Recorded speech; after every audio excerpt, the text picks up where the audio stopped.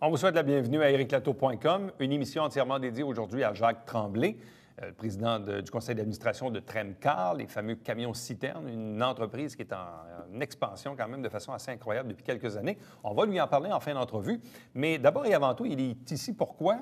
Bien, il revient de la Floride, mais même s'il est en Floride dans les dernières semaines, il s'est beaucoup occupé de l'Église de l'Acadie. C'est quelque chose qui l'a beaucoup interpellé, que cette fermeture éventuelle de l'Église patrimoniale de l'Acadie. Il a fondé avec d'autres amis un comité de sauvegarde. Il a déjà été député, il connaît un peu le domaine de la politique, c'est un peu comment ça fonctionne. Bref, on fait le tour de la question à l'instant avec Jacques Tremblay.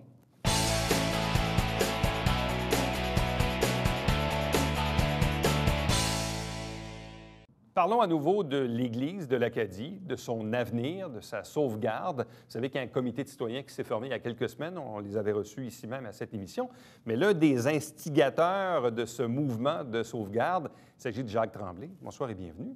Bonsoir. Je ne vous savais pas militantiste dans l'âme, surtout pas pour sauver les églises. Qu'est-ce qui vous a piqué dans ce dossier-là? Bien, moi, j'ai toujours été un amant de l'histoire. Je ne suis pas historien. Oui.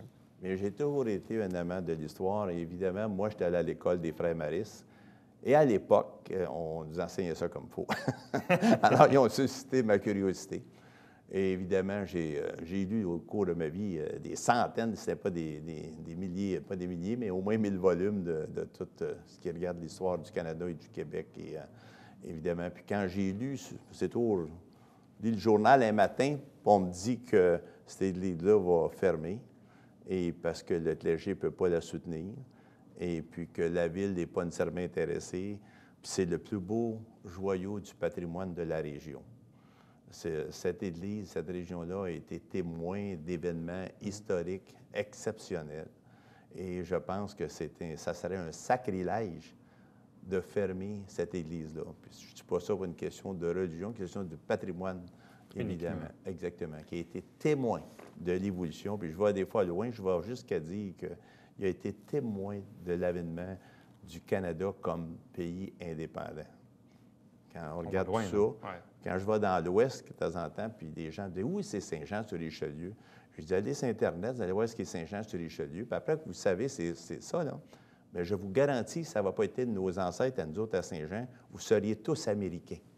Ah, oh, tabarnouche! Ça doit être une pas pire réaction, ça? Là, parce qu'évidemment, il y a 1775, comme tu sais, 1812, 1814, puis évidemment, il y a la Révolution des Patriotes qui a emmené, évidemment, le contrôle budgétaire des parlementaires. Alors, c'est toute une évolution. On ne réalise pas comment notre région a joué un rôle. Et l'Acadie, comme vous savez, évidemment, c'est aussi des gens qui ont été déportés. L'Acadie, autrefois, c'était la Nouvelle-Écosse d'aujourd'hui. Ils ont été déportés de force. Ils ont emmenés le long des côtes américaines, puis il y en a qui ont pris du courage à deux mains, puis ils ont fait 1600 km à pied pour se rendre à l'Acadie ici, puis fonder l'Acadie, puis construire cette église. Alors, cette église-là est le témoin d'une partie de notre histoire de la région. Pour moi, ça donne une valeur exceptionnelle. Est-ce qu'on a tendance à oublier? Parce que quand on regarde, je ne veux pas donner des exemples, mais des fois dans le développement, on se dit, bon, il faut regarder vers l'avant, la modernité, puis tout ça, puis... Et parfois, il y a des gens comme vous qui vont peut-être un peu dire, non, attendez, peut-être, oui, là, ça, c'est correct, mais ça, non, ça, on n'y touche pas. Il faut garder des symboles historiques. Je suis d'accord avec toi. Je disais à des gens dernièrement, encore, je lisais il y a quelques mois, le pays de la Terre le plus visité au monde par le touriste, c'est la France. Mais la France, ils ont conservé leur patrimoine. Tout à fait. Ils n'ont pas touché ça à terre partout, n'importe comment. Ils ont conservé. Alors, ça a même une richesse pour attirer des touristes dans une région quand c'est bien fait, bien présenté. Moi-même, je suis allé il y a 2 ans en Louisiane et j'ai visité évidemment le village de Lafayette, village acadien du début. Puis il y a des gens qui viennent de partout pour aller visiter ça. Alors, ça a quand même un attrait touristique, puis c'est l'évolution. C'est la fierté d'une région aussi. Il faut être capable de transmettre. Il y a du monde avant nous autres qui ont fait quelque chose. Il faut transmettre cette fierté. En même temps, l'avenir des églises, c'est un peu voué à ça. C'est-à-dire qu'on l'a vu, là, ça a commencé. Il y a déjà, je ne sais pas, mais l'église Notre-Dame Auxiliatrice, bon, c'est peut-être pas un joyau du patrimoine, mais on voit qu'actuellement, il ne se passe pas grand-chose. On a rasé l'église Saint-Lucien au profit maintenant d'un développement domiciliaire. Et quand on a vu cette une du Canada français, avec l'église Saint-Gérard qui est en péril, l'église également de Saint-Blaise. On parle même du centre communautaire à Saint-Eugène, qui est très, très, très mal en point. C'était curieux de voir que l'église de l'Acadie faisait partie du lot. Parce que quand on regarde le patrimoine, évidemment, ce qui nous frappe, c'est la cathédrale, c'est l'église Saint-Athanase et l'église de l'Acadie. C'est quand même surprenant de voir que l'église de l'Acadie se retrouve également dans le même pétrin que les autres. Oui, évidemment, une question que les gens, c'est pas tout le monde qui paie leur dîme, comme vous le savez, et les gens ne pratiquent moins la religion, et c'est un phénomène que moi, je ne peux pas rien faire contre ça. C'est un phénomène social. Évidemment, oui, c'est un phénomène social, puis évidemment, le clergé peut s'essayer comme il veut, mais c'est assez difficile à empêcher cette diminution. Mais il reste que l'Acadie est un patrimoine exceptionnel pour la communauté de la région. Ça serait un sacrilège. C'est le symbole du village en même temps. Là. Oui, c'est le symbole du village. Et comme on sait, tous les gens qui sont arrivés là, c'est des gens qui, évidemment, c'était des Acadiens déportés sur les côtes américaines ou dans le bas du fleuve, un peu partout. Bon, c'est comme si on nous disait demain matin qu'on va démolir l'église Saint-Athanase à Iberville. Ça serait impensable dans le paysage, dans le visuel, dans le look de la rivière, du centre-ville, de se dire qu'on va regarder de l'autre côté puis qu'on ne verra plus d'église. Exact. Et pourtant, peut-être que dans 50 ans d'ici, il n'y a peut-être plus personne qui va la fréquenter. C'est très possible. C'est très possible. Je veux dire, c'est un courant, à moins qu'il y ait un gros revirement. Mais encore là, ça demeure un symbole. Et il s'agit de ça. Mais quelle est la responsabilité des communautés là-dedans? Parce que quand on regarde, même dans le cas d'Iberville, à Saint-Noël-Chabanel, on a transformé ça en gymnase de basketball. Bien, ça sert. C'est utile pour la communauté. Oui. Et même, je me rappelle, parce que la semaine suivant la publication de la nouvelle dans le Canada français, il y a des gens qui ont questionné le maire Fecteau, qui dit, là, qu'est-ce que la Ville va faire? Le maire Fecteau de dire, écoutez, on veut bien faire quelque chose, mais il y a une limite encore là. Est-ce que les villes se mettent à racheter toutes les églises? Je ne crois pas que c'est la solution. Je ne crois pas que c'est la solution non plus. Donc, quelle est la responsabilité des communautés à l'égard de leurs bâtiments patrimoniaux? Si ce n'est pas l'Église qui les préserve, qui va les préserver? C'est sûr qu'évidemment, le clergé, l'argent ne rentre pas comme autrefois. Si on retourne 50, 60, 70 ans en arrière, c'était plus facile de financer une église, de tenir l'opération. Mais aujourd'hui, il n'y a pas assez de pratiquants pour toutes les églises. Alors, mais il reste qu'entre une église, là, je ne donnerai pas de nom comme tel, entre une église qui n'a pas d'histoire puis celle de l'Acadie, il y a tout un monde. Parce qu'une église comme l'Acadie, il n'y a pas des milliers au Québec, là, puis avec l'ensemble de presbytères et tout ça. Et moi, je peux vous rajouter quelque chose de personnel en plus. C'est que moi, dans le cimetière, là, j'ai un ancêtre du côté de ma mère qui est un Béchard, puis était un des patriotes, qui a été déporté avec les 57 autres en Australie. Puis qui est revenu au bout de 5 ans, puis évidemment sur sa ferme à l'Acadie. Alors, il y a de l'histoire à l'Acadie. Il y en a d'autres aussi. Là. Il y a des gens qui ont participé à l'évolution de la démocratie au Canada. Des fois, les gens mettent ça à un débat, évidemment, qui est un petit peu tiré par les cheveux, mais il y a des gens qui ont posé des gestes. Alors, c'est quelque chose de plus exceptionnel, en plus, cette région-là. Saint-Jean aussi, bien entendu. Mais on ne peut pas tout sauver les églises, oublions ça. C'est sûr que s'il n'y a pas assez de pratiquants, les églises, le nombre va diminuer tout le temps. Il n'y a pas jusqu'à un certain point. Là. Dans le cas de l'Acadie, donc vous voyez cette une du Canada français, vous vous sentez interpellé comme citoyen, aimant de l'histoire. Qu'est-ce que vous faites à partir de ce moment-là?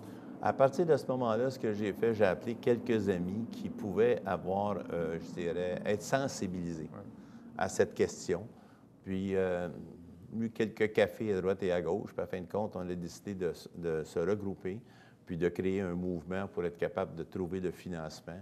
Et puis, on est rentré en communication aussi avec la Ville de Saint-Jean, mais aussi avec monsieur, évidemment, comme vous connaissez, Fontaine de la Fabrique, pour regarder les possibilités.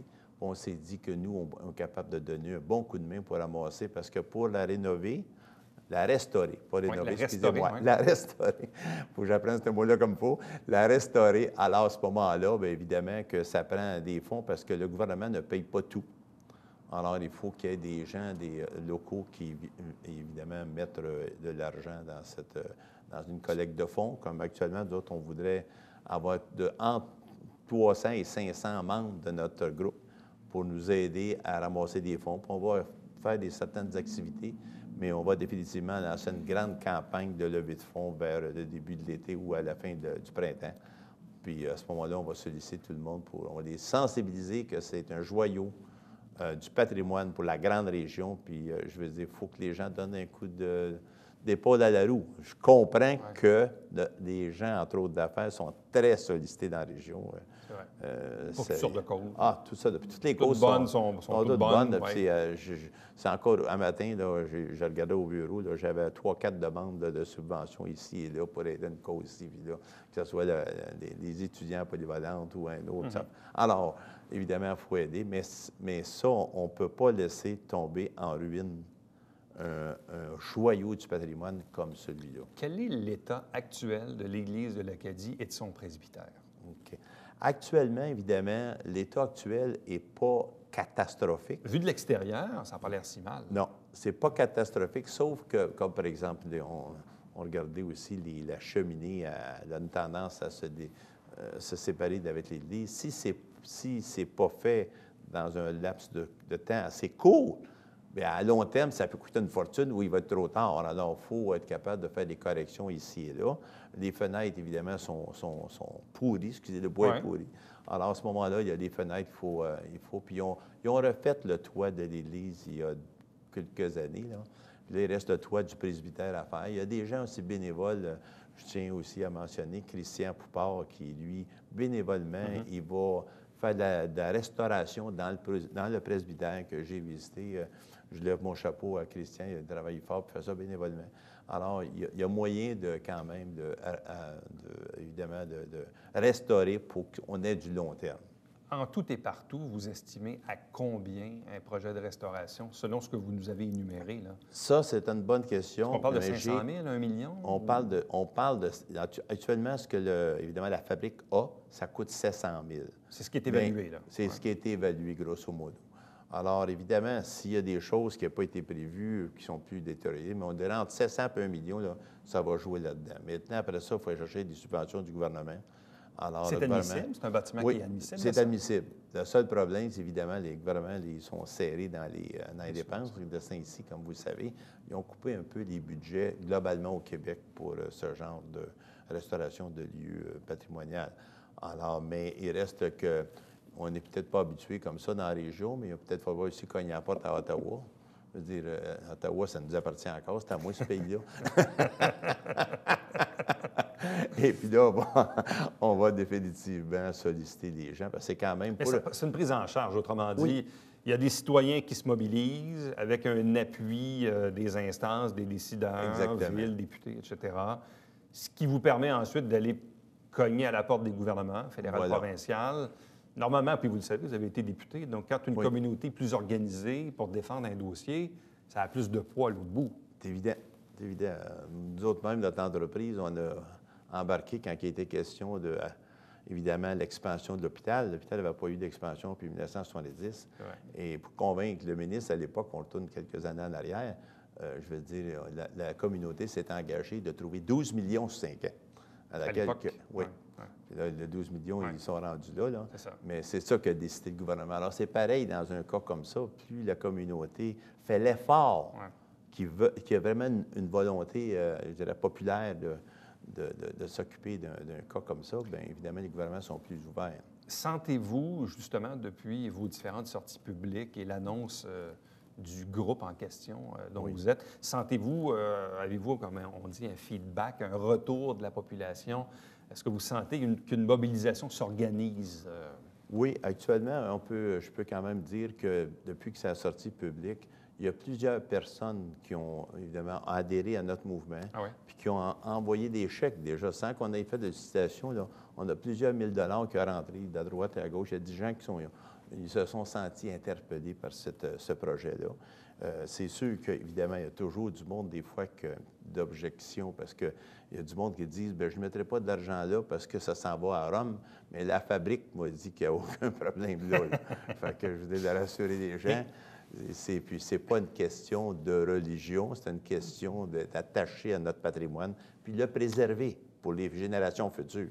Une fois qu'on restaure le bâtiment, c'est bien beau, mais on l'occupe de quelle façon? Parce que ça, c'est une question qui a été soulevée au Conseil de ville. À qui va appartenir le terrain ou l'église ou le bâtiment dans les années à venir? Et le cimetière. Et le cimetière. quelle en sera la vocation? Est-ce que ça aussi, vous vous penchez sur cette question-là? Parce que quand bien même on restaure le bâtiment, il n'y aurait peut-être pas plus de monde dedans dans les années à venir.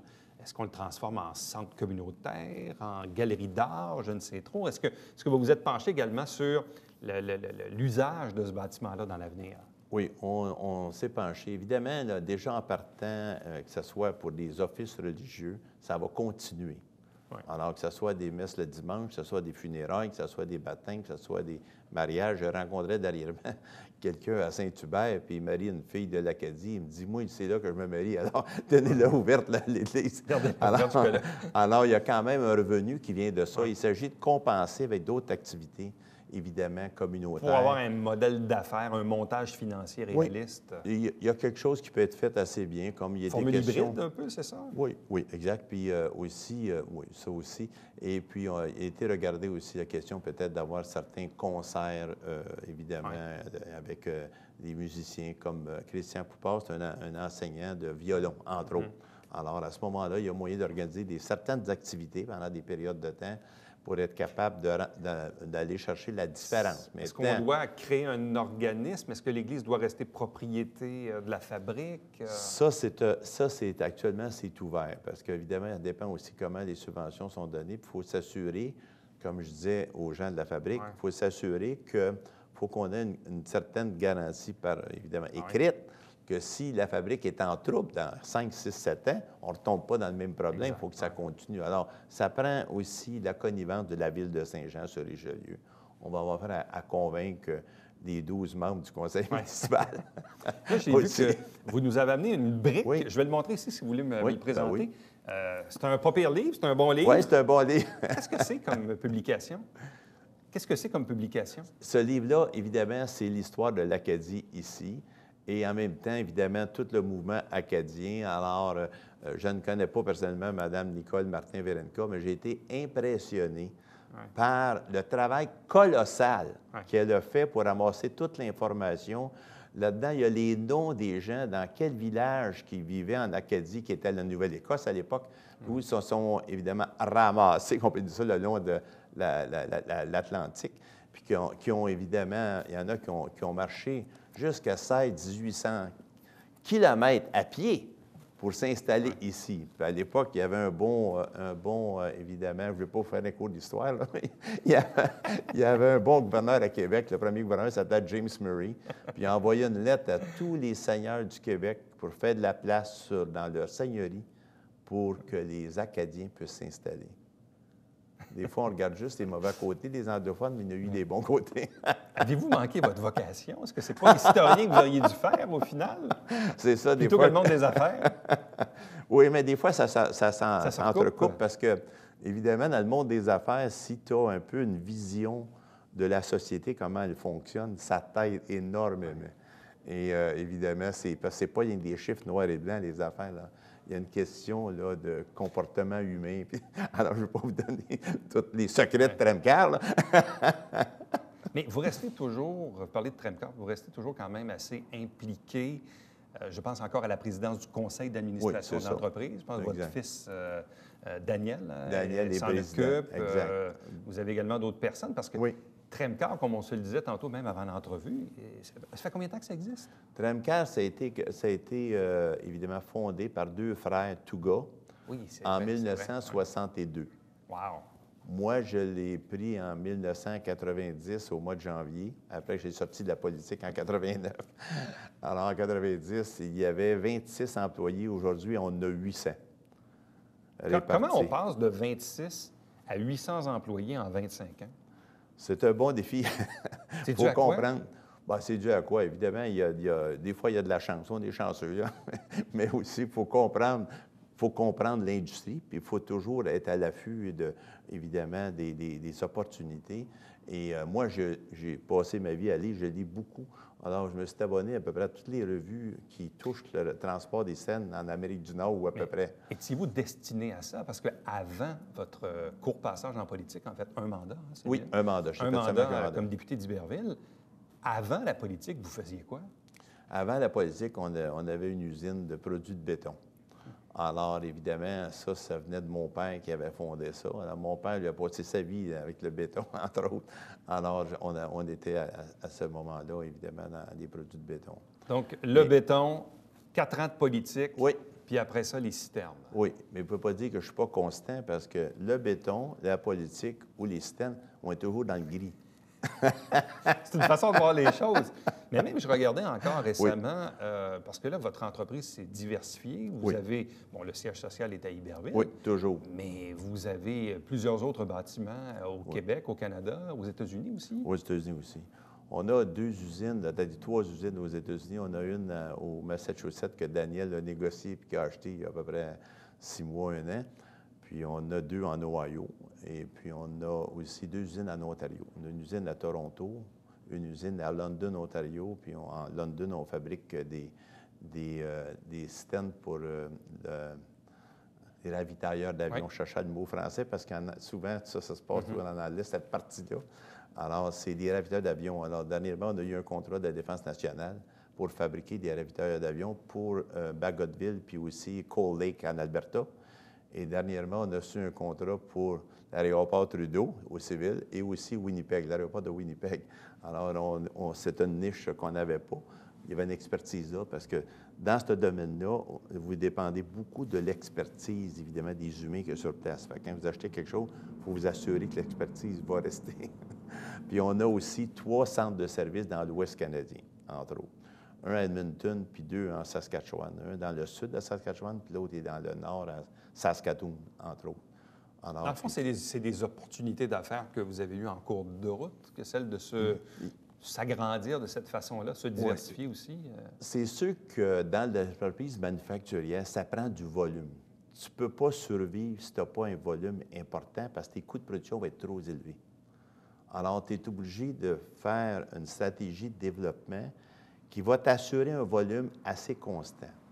Et puis, à ce moment-là, bien évidemment, moi, c'était mon travail d'aller dans le champ, puis de flairer les opportunités, puis de rencontrer le monde, les clients potentiels, discuter avec eux autres, comprendre ce qu'ils ont besoin, puis après ça, parler avec mon fils de l'ingénierie, est-ce qu'on peut faire tel type de produit? Peux-tu développer ça?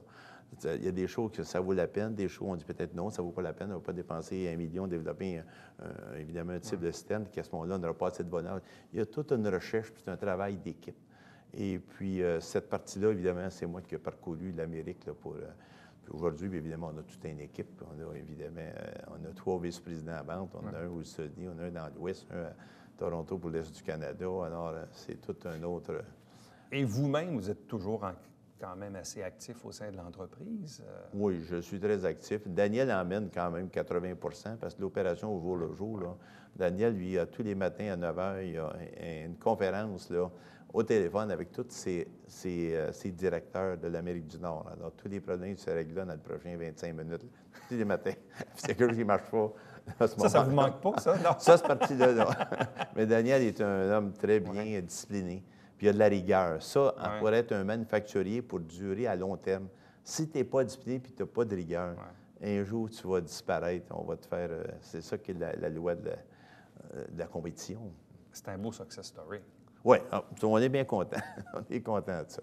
C'est sûr qu'il y a eu des défis majeurs par bout, là, c'est certain.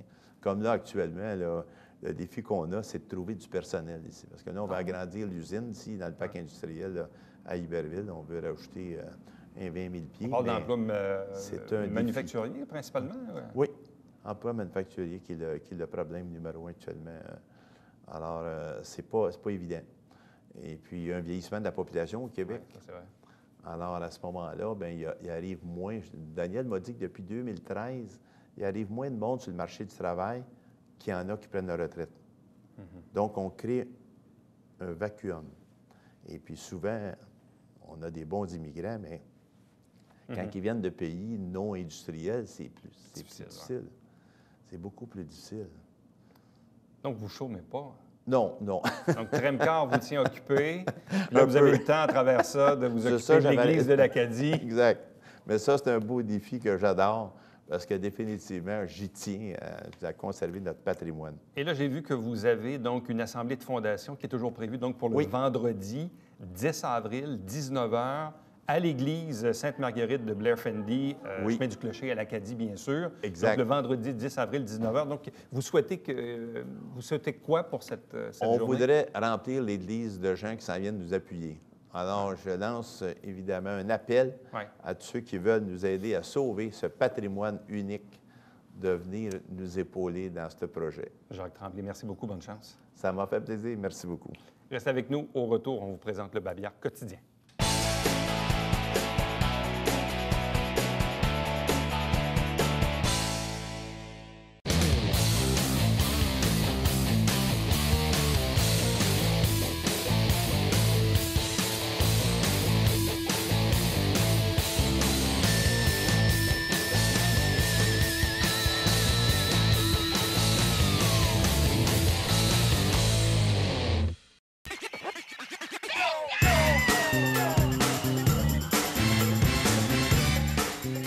Pour vous divertir dans le confort de votre foyer, Télébingo TVHR, tous les dimanches matins, 9h30, avec votre meneur de jeu, Alain Rameau. C'est un rendez-vous.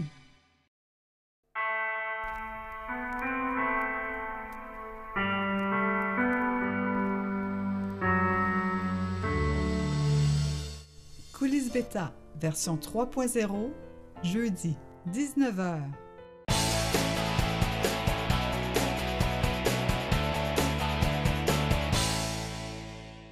Exposition Lise G, c'est du 2 avril au 2 mai au 191 de la rue Richelieu dans le Vieux-Saint-Jean chez Action Art Actuel. Chaque semaine, on vous présente des extraits du Conseil de ville. L'émission s'appelle Saint-Jean-sur-Richelieu. Ne manquez pas également le Télébingo tous les dimanches matins, 9h30 en direct avec 3 500 $ en prix. Toujours une trentaine de dépositaires pour acheter vos livrets un peu partout sur le territoire. Prochain rendez-vous, c'est demain. Bye bye.